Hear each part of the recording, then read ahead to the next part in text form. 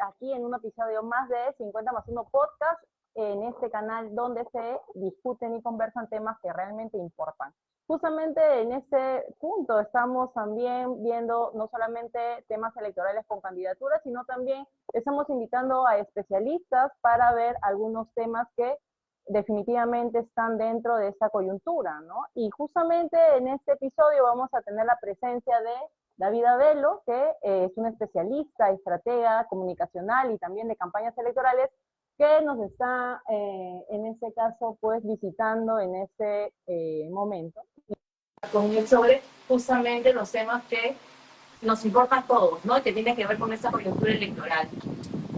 David, ¿cómo estás? Quería felicitarte por tu espacio, 50 más 1.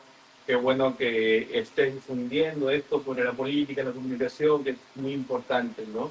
Sobre todo para nuestra democracia. Muy bien, David. David, quisiera yo comenzar a hablar contigo sobre estos temas que también a nosotros nos apasionan, que básicamente tienen que ver con la coyuntura política y sobre todo en este momento, sobre todo especial, que son las elecciones, ¿no?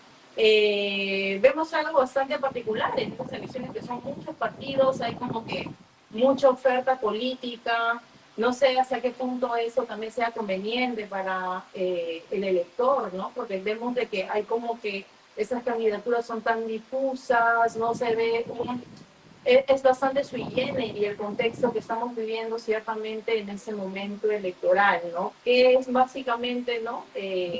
Un momento para nosotros también un poco complejo en el sentido del trabajo que realizamos también como estrategas, ¿no? Políticos, pero básicamente, ¿cuál sería más o menos tu análisis de este momento?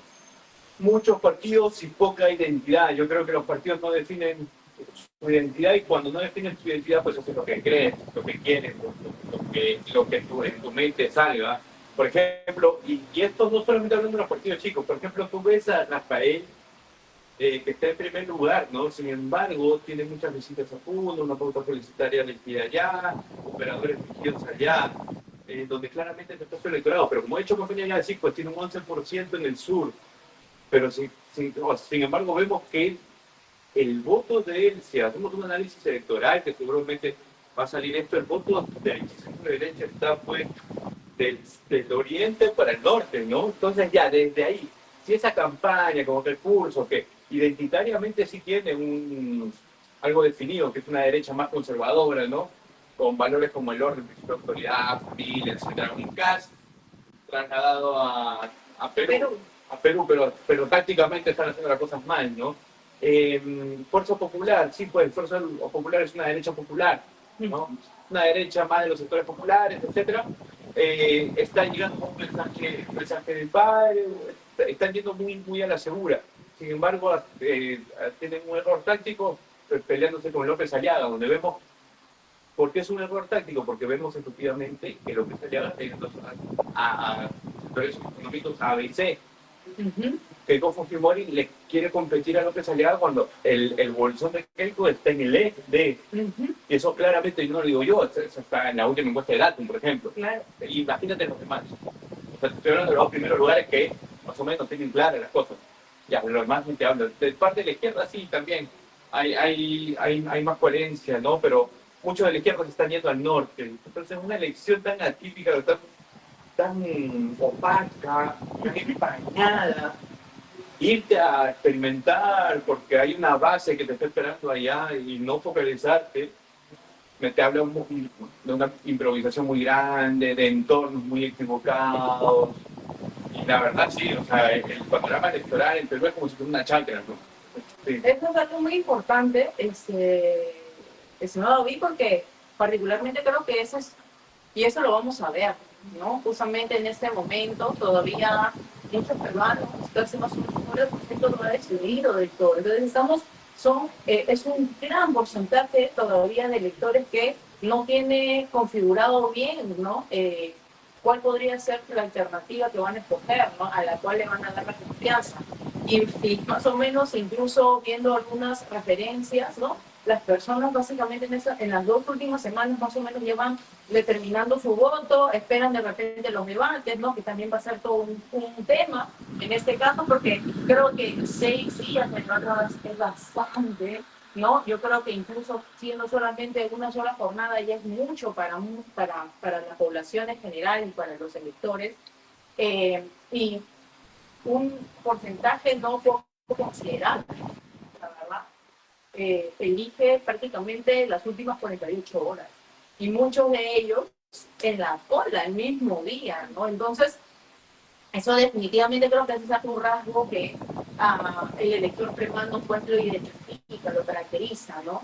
Pero ese tema, básicamente también, de repente entrando un poquito al plano político, de lo que esto representa y de lo que básicamente va a tener ese efecto en la representación política, ¿no? Yo creo que ya teniendo 36 candidaturas y estamos hablando de un sistema completamente atomizado en términos de representación, y definitivamente, pues, esta fragmentación o superfragmentación o gran fragmentación que estamos viendo va a tener consecuencias, ¿no? En este caso, ¿no? Estas consecuencias, ¿cómo van a tener efectos en el sistema político y en la gobernabilidad del país? ¿Qué es lo que tú más o menos puedes avisorar? Ahorita, mira, va a depender mucho de cuántos partidos entren, quiénes entren, para saber más o menos cómo puede darse una gobernabilidad, ¿no? O si el gobierno efectivamente tiene un Senado que lo respalde, si en la Cámara de Diputados se dan las reformas que el Ejecutivo quiere pues, plantear, etcétera, ¿no? Pero yo lo que creo es que en la foto del momento, lo que podemos hablar es de la foto del momento, no hay muchos partidos, son 4 partidos, si no me equivoco, que van a pasar la valla. Y uno de esos 4, entre esos 4 partidos, está también los candidatos presidenciales arriba. Entonces, podríamos hablar tal vez incluso de algún tipo de estabilidad, tal vez. No sabemos. Ahora, ¿qué es lo que pasa? Que faltando 3 semanas, con un 40% de gente que va a votar blanco viciado o no sabe por quién votar, puede pasar absolutamente cualquier cosa, ¿no? Los votos se pueden ir hacia un lado, pueden migrar. Los jóvenes de Lima que están levantando candidaturas como la de Goz, como la de Nieto, son insuficientes porque levantan hasta el 3-4% y hasta ahí llegaron. Estos movimientos juveniles que están impulsando estas candidaturas, vemos que tienen un techo bien marcado, pero no sabemos qué es lo que va a pasar. Entonces, la gobernabilidad del país, esto que el Congreso que entre, el equilibrio del poder, ya no hay tanto equilibrio del poder, al tener un Senado muy poderoso, pero si logra el partido gobierno tener el control del Senado, efectivamente estamos hablando de gobernabilidad, ¿no? Y si son 4 partidos que vamos a pasar la mayoría 5, estamos hablando de una mayor capacidad de consenso, esperemos, porque también se comienza, en Perú como no hay ideas claras, no hay algo que sostengan las ideas, también pueden entrar 4 y salir 20 bancadas, digamos. Entonces no hay una clase política pues, muy delgada, por lo tanto el que llega pues sin ideas, no saben cómo consensuar, termina reaccionando a la coyuntura o a los intereses. Ya el Congreso parece un partido político solo, ¿no? Okay. Ya el Congreso se ha convertido en un partido político, entonces llegan ahí y toman decisiones y no sé si el presidente o no es mi partido. Entonces, ¿qué política tenemos? Pues no hay. Lamentablemente el país está sucumbido, ¿no? Hay mucha gente buena, voluntariosa que está entrando ahora a los partidos, pero tampoco son... Qué bueno que entren, sí, está bien que entren, pero tienen que atravesar las elecciones más para cuajarse todavía, ¿no? Están muy pollitos. Justamente eso es algo importante porque también hay que tener en consideración y seguramente el público un poco podríamos determinarlo, ¿no? Porque en el caso del voto al Congreso, lo que nosotros votamos es a los partidos, ¿no? Y básicamente la distribución de los escaños ya podría estar determinado por lo que va a ser el voto preferencial, ¿no? Y entonces eso también es importante porque al votar a los partidos, ciertamente eso le genera mayor número de escaños, ¿no? Pero no necesariamente ese escaño va a estar luego va a tener a un representante que realmente haya tenido ese nivel de votación, ¿no? Entonces, tenemos, por ejemplo, congresistas hoy en día que están ahí sentados con 1.500 votos, pero al partido sí le votaron de manera considerable, finalmente. Entonces, eso también es un poco un tema que definitivamente de nuestro campo de la ciencia política tenemos que ir analizándolo con diversos proyectos de reforma electoral y todo lo que eso conlleva, ¿no? Sobre todo en este caso de la distribución de escaños. Pero, por ejemplo, tú has hablado sobre estas candidaturas que ahorita están como que creciendo, ¿no? Algo muy interesante que, bueno, ya se veía un poco esta tendencia de crecimiento que tiene el señor López Chau, ¿no? En este caso con Ahora Nación, pero ha sido como que la sorpresa en estos últimos días, sobre todo en la semana pasada, ¿no? Esta semana también como que se va sentando, por ejemplo, el crecimiento con el candidato de Integración Nacional, me parece, que es el señor Borja Grosso, por ejemplo, y también ahora, apuntando un poquito, también la candidatura del señor Nieto, ¿no? Con el Partido Buen Gobierno. Esto de aquí, no sé, básicamente esos crecimientos, ¿no? Podríamos estar hablando de posibilidad de ingresar a una representación netamente en el Congreso. ¿Cómo tú ves, cómo analizas estos crecimientos? Particularmente, te lo digo yo, no sé si ha sido un tema de las encuestas, no haber fijado, ¿no? Con anterioridad este crecimiento del señor Grosso, por ejemplo, ¿no? Que en algunas lecturas estamos viendo que es un crecimiento casi de 800%, o sea, no sé hasta qué punto eso es factible. Sí, lo que pasa, yo creo ahí con los casos que he comentado, Nieto, Jorge Nieto, el señor Jorge Grosso, López Chau, el que tiene un crecimiento más sostenido es Alfonso López Chau, donde movimientos de izquierda están que se adhieren tal vez de a poco, ¿no? Pero está de manera sostenida por su liderazgo al costado, ¿no? Tenemos, o sea, tienes a Mira Williams, a Vázquez, tienes a Fali Colchado, son liderazgos que tienen alto nivel de conocimiento, que tienen adhesión en un cierto sector progresista, centro-izquierda, que te permiten, pues, tener mayor credibilidad y que los ojos volteen para allá. No le pasa eso a Alfonso López Chau, tal vez en sectores más rurales, donde Roberto Sánchez tiene una gran oportunidad, ¿no? Pero sí, efectivamente, Alfonso López Chau tiene un crecimiento mucho más sostenido, porque identitariamente también tú dices, Alfonso López Chau tiene estas ideas de la izquierda, fue mucho más reconocible, la derecha también en su... La derecha mucho más conservadora, la extrema derecha peruana, en su corta visión lo relaciona con Polay Campos, lo cual le da mucha más identidad a un candidato que necesita de esa identidad para que la gente diga, Alfonso es esto en 2 palabras, ¿no? Y rápidamente lo identifican. Lo asocian.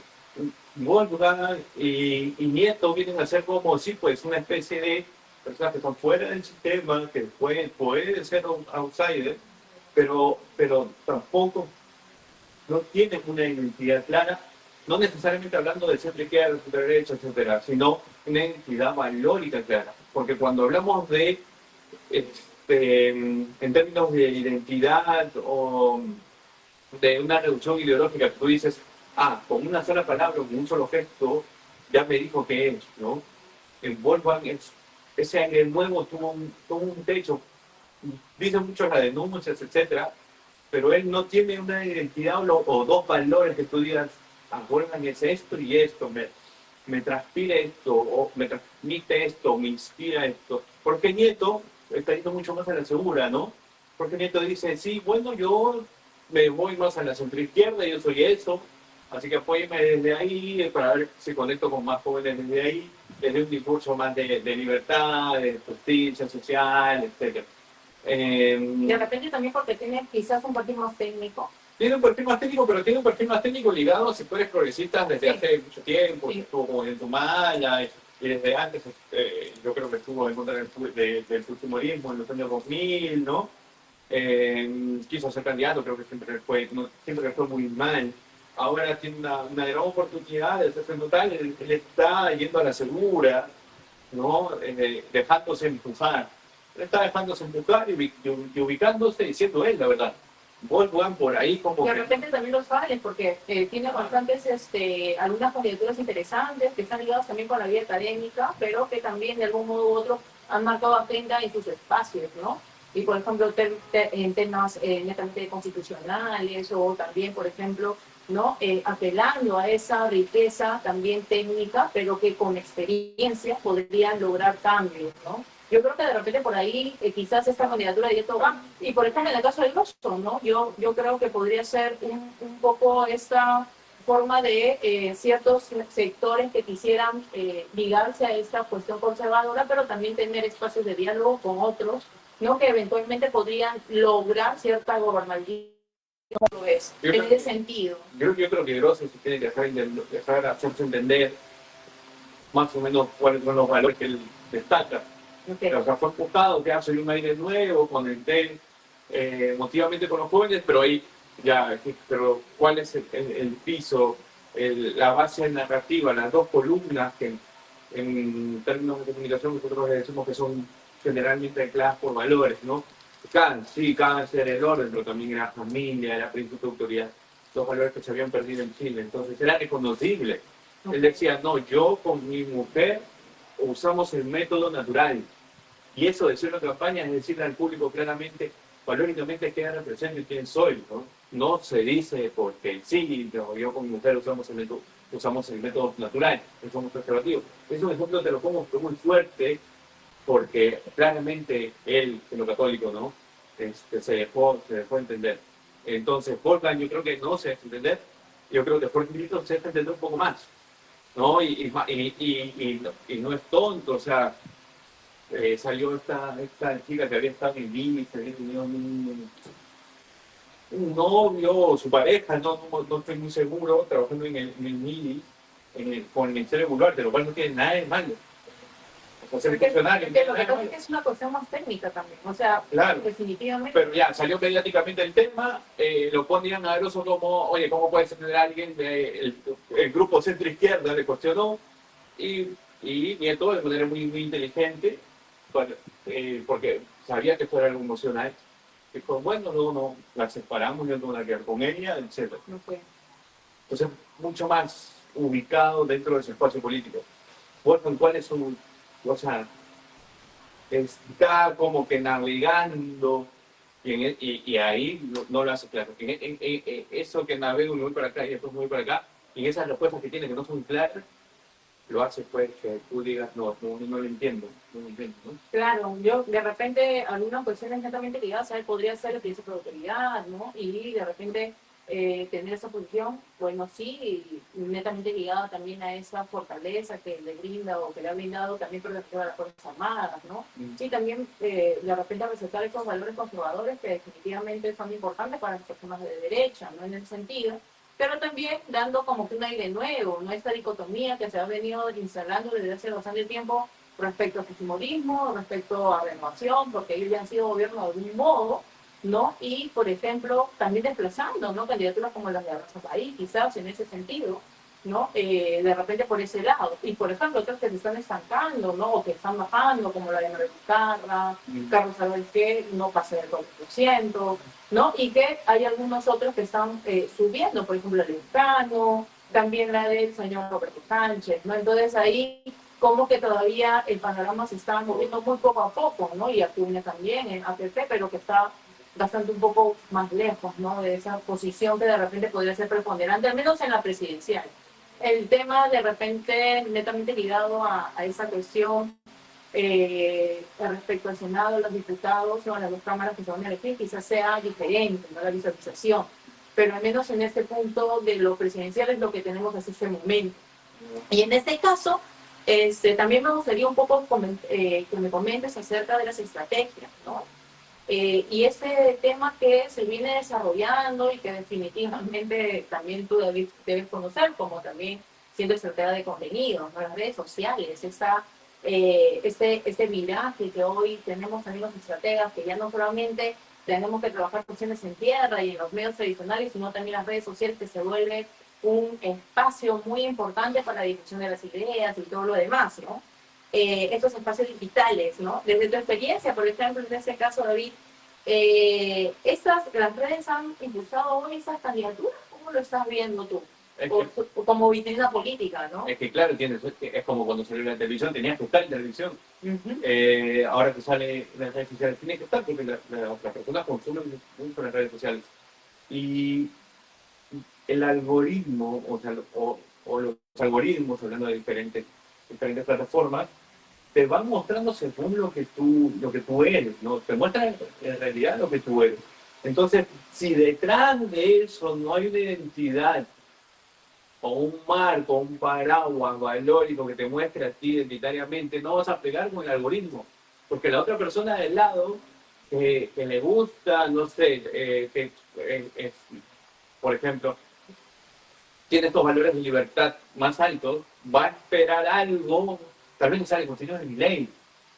¿Me entiendes? Porque lo ven más, porque se detuvo a ver un poco más, porque le dio like, y de ahí le vuelve a salir otro, y esperemos que de ahí le salgas tú como candidato, porque ya el algoritmo es muy sensible, mira lo que estoy diciendo, es muy sensible, el algoritmo son fibras, yo te diría incluso, son como fibras emocionales que ya saben qué es lo que sientes, qué es lo que piensas.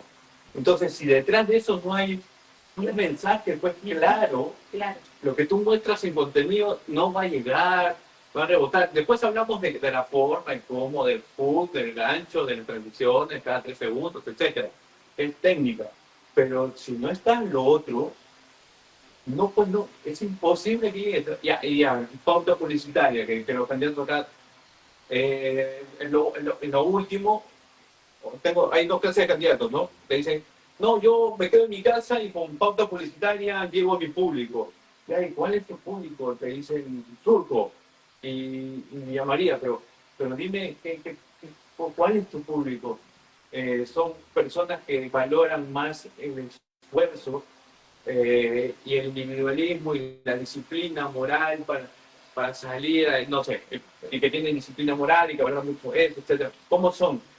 No, son de Villa María y de San Juan de Miraflores y Surco. Entonces, ya cuando tú ves esto, un candidato pues, que no conoce su electorado, también cómo va a transmitir en redes sociales. Y lamentablemente acá el 90% de candidatos es así, o sea, es la verdad. Es triste, te vas a país, no sé, te vas a Chile, es natural que te hablen, no, mi electorado está allá. Yo cuando camino por ahí, yo sé que están ahí, tienen esto, o sea, manejan el lenguaje igual. Entonces, al momento de asesorar ahí, tú también te dices, eso es un reto mayor, porque tienes que, acá es empezar por lo básico. Señor, más o menos, ¿cuál es su mensaje? ¿Tiene para una encuesta?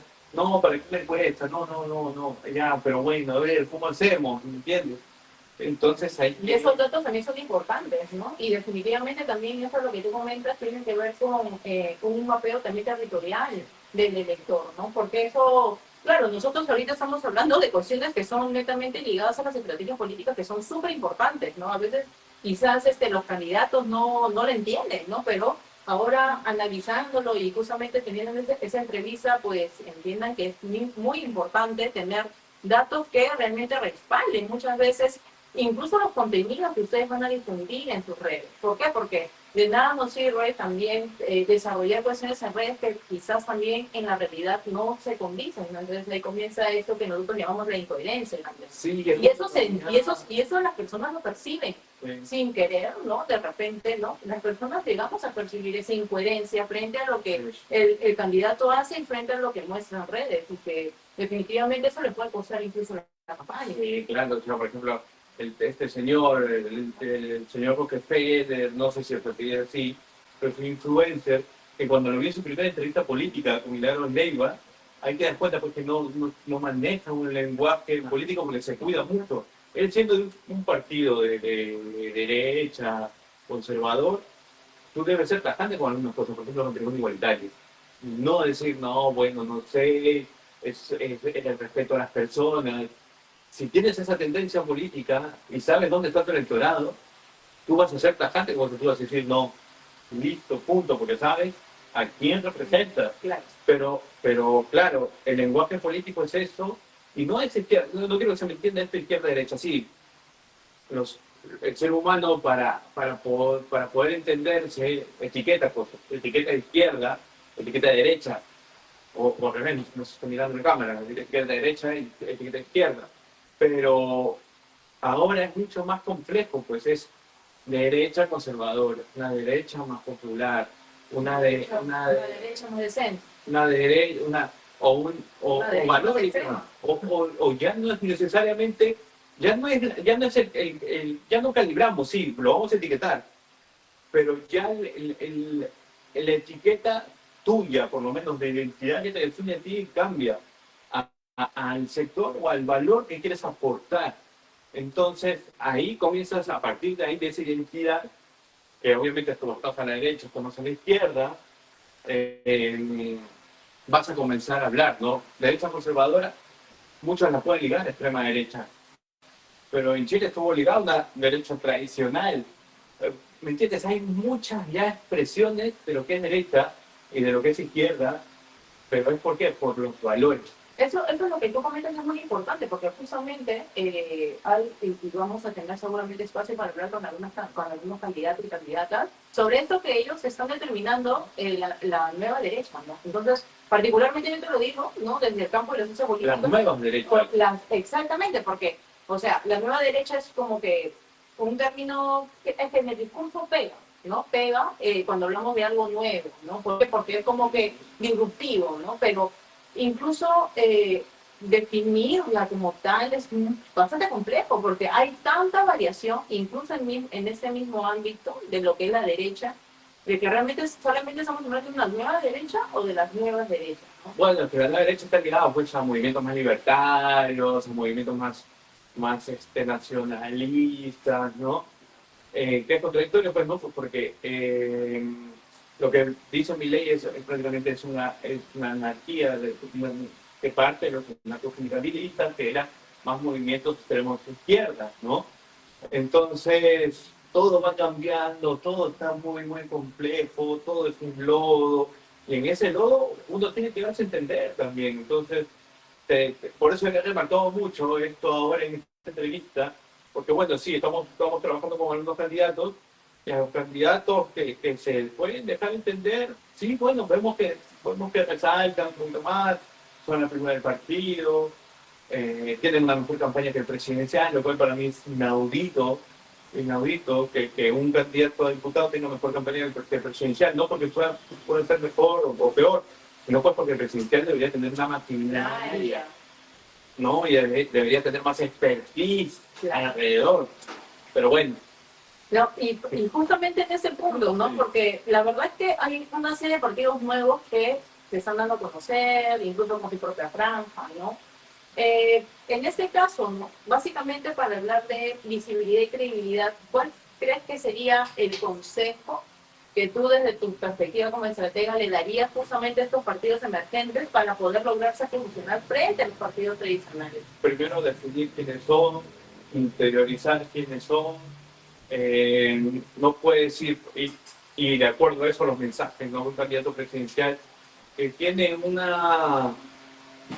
plan de gobierno muy social y habla contra los caviares, ¿entiendes? O sea, no, primero retrocedo, estoy aquí, estoy parado acá, y ahí me tengo que dar a entender, porque y tengo que usar términos para darme a entender. No es lo mismo que yo hable de pueblo que de ciudadanía, ¿me entiendes? Claro. Pues los pueblos están más relacionados, una izquierda más economicista, ¿no?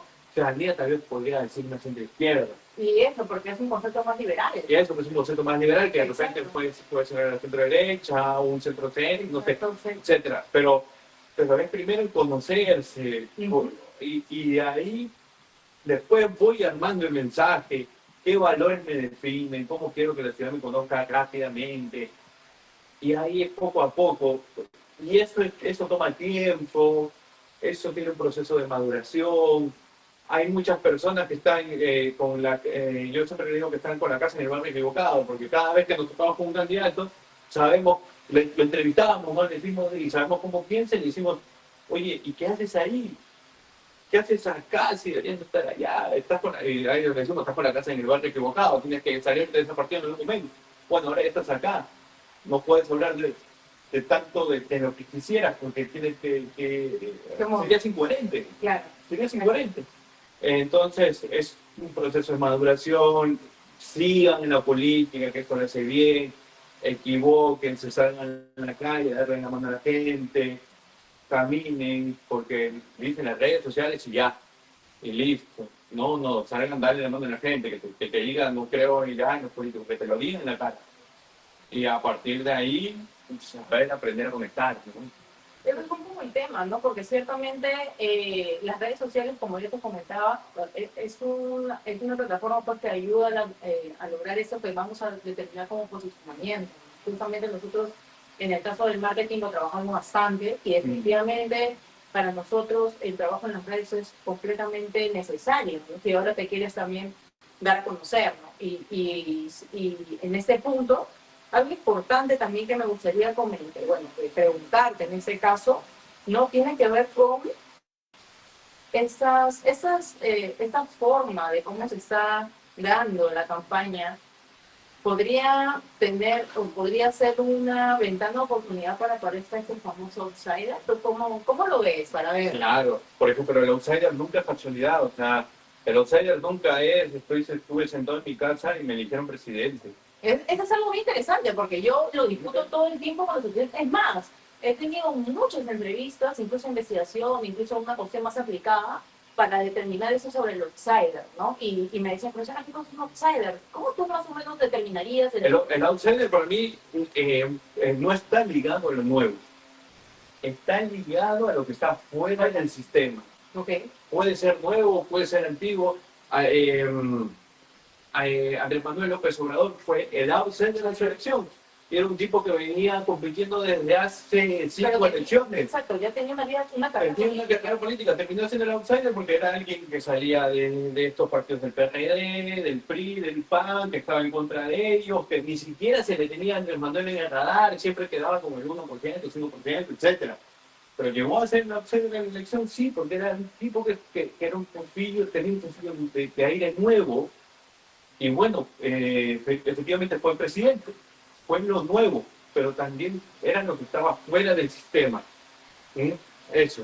Entonces, acá hay todo el terreno siempre y cuando haya un candidato que esté trabajando para eso. Pedro Castillo, y el presidente Pedro Castillo comenzó a trabajar en sectores rurales, se puso un sombrero, tenía 3 frases que las repetía cada vez que iba a todo pueblito. Obviamente tenía una plataforma, ya él iba, había ya el partido que tenía todo un trabajo un trabajo territorial muy interesante, un trabajo de redes orgánicos en grupos que se desplegó. Esto lo comentaba con un compañero, un amigo, que en la elección, eso fue pandemia, si no me equivoco, y que fue el momento de análisis porque nadie entendía cómo una persona que no había trabajado en una primera vuelta, claro, porque el sector rural te representa así en la encuesta, pero si tienes mucha gente en el sector rural, ya esa representación no varía. Exacto. No varía. Y ya suma más. Ajá. No, ya suma más. Pero ¿qué es lo que me comentaba un amigo? Estábamos en una transmisión en vivo que iba a ser Verónica con Evo Morales y todos los que comentaban la transmisión en vivo decían, pero Castillo, eso es trabajo. Eso no es que la gente se despertó a apoyar a Pedro Castillo en una transmisión de Verónica con Evo. No, eso es, mandamos el link a 100 grupos de WhatsApp, por favor, comenten esto. Esa es campaña. Entonces, efectivamente, Pedro Castillo fue el outsider de la elección, pero era porque la gente que tenía trabajo, Andrés Manuel tenía trabajo hecho detrás. Nayib Bukele, que fue otro outsider de la elección, empresario con ayuda social a muchas personas, venía de Frente de Liberación Nacional, que creo que era un partido de izquierda, donde el padre también militaba en ese partido, entonces él ya venía con un trabajo hecho, con una base hecha. Hay oportunidad para un outsider acá, de todas maneras, la rentabilidad de Rafael López Aliaga es baja, porque si tiene un 90% de nivel de conocimiento y tiene un 13%, 10% de adhesión de votos, quiere decir que ya no tiene techo, o sea, que ya no tiene techo para seguir subiendo. ¿Mm? Okay. Entonces, le va a ser más complicado subir a Rafael. Lo bueno es que... Y aparte que también se están peleando con la señora Fujimori. Se están peleando, es el mismo... No, tienen diferente identidad, fíjate, o sea, el mismo está en la derecha, pero representan distintos valores, ¿no? El otro es el esfuerzo, el emprendimiento, etcétera. El otro es pues, el principio de autoridad, ¿no? Son distintos valores dentro de lo mismo y se está peleando, creo, un poco como que de más, ¿no? Mientras Acuña trabaja en los sectores populares, donde Keiko quiere entrar, ahí está la competencia, creo, de Fuerza Popular, me parece. Pero eso, o sea, yo creo que para redondear sí hay un espacio siempre para un outsider, sobre todo cuando el sistema está tan frágil, ¿no? Eso es muy importante. Y más bien ya, para ir terminando, quizás en este punto, me gustaría preguntarte, ¿qué es lo que nos estamos jugando realmente en estas elecciones? Nos estamos jugando muchas cosas en las políticas públicas. La otra vez me entrevistaron en el Radio Agricultura, que es una de las radios más sintonizadas en Chile, y me preguntaban, oye, ¿por qué pasa todo esto? ¿Y qué es lo que le tiene a Perú en los próximos 5 años? Porque, claro, tú dices, tanto presidente que cambia. Claro, o sea, lo que nos estamos jugando ahora es la continuidad de políticas públicas, la poca institucionalidad que queda, el respeto al Estado de Derecho, al Estado, a nosotros mismos. O sea, nos estamos jugando yo creo que mucho, ¿no? Felizmente la gente todavía tiene para salir, pasear el fin de semana, que eso es lo que a las personas les importa, ¿no? Las personas están esperando llegar al domingo y estar en familia, no estar con sus hijos, y salir a distraerse. O sea, ahorita están las condiciones dadas, pero espero que salgan las cosas bien, sean pocos partidos, que se pueda haber un Senado que converse con la Cámara Baja. O sea, estoy pidiendo tal vez mucho, pero espero que sea así, ¿no? Pero claro, porque al final, justamente estos órganos de representación son nuestra representación. Nosotros necesitamos también de ellos y definitivamente son, y como lo hemos podido ver en esos últimos años, realmente tienen un gran poder de decisión, también tienen un gran poder para poder modificar muchas cosas, no solamente en el plano legislativo, sino también en posición que todavía estamos. Justamente ha habido una renuncia de un gabinete que ni siquiera ha juramentado, no se le dio el voto de confianza, no representaron y ahora estamos en este momento todavía de incertidumbre política a puertas de una nueva elección, ¿no? Entonces todo esto definitivamente aquí a la audiencia, ¿no? Debería darnos, y justamente gracias a esta entrevista, tener esa posibilidad de analizar bien, ¿no? Esas elecciones y qué es lo que nos estamos jugando realmente en este proceso electoral 2026, elecciones generales, ¿no? Yo te agradezco mucho, David, tu presencia, siempre estás bienvenido acá, no creo que vaya a ser la primera vez que estemos conversando sobre estos temas, porque se van a venir muchas cosas. Pasamos la primera vuelta, viene la segunda vuelta, ya determinamos esta nueva organización de la representación política y de las fuerzas políticas también, y definitivamente vamos a tener un quinquenio del cual vamos a también tener que hacer un análisis exhaustivo para lo que se venga. No se olviden que este jueves justamente vamos a tener la entrevista también con un candidato a diputado por Lima, ¿no? Justamente no se vayan a olvidar, no se vayan a perder también esa transmisión en 50+1 Podcast, y no se olviden de seguirnos en nuestras redes, y ciertamente hasta este momento ahorita lo vamos a comenzar a tener también entrevistas y entrevistados tanto los martes como los jueves hasta que termine esta primera etapa de la primera vuelta electoral. Muchas gracias a todos y todas, muchas gracias nuevamente, David, y también no nos olvidemos también 50+1 Podcast, y estamos trabajando de manera conjunta en este momento también con una conjunta, ¿no? Exactamente, muchas gracias a todos y todas, nos estamos viendo este jueves.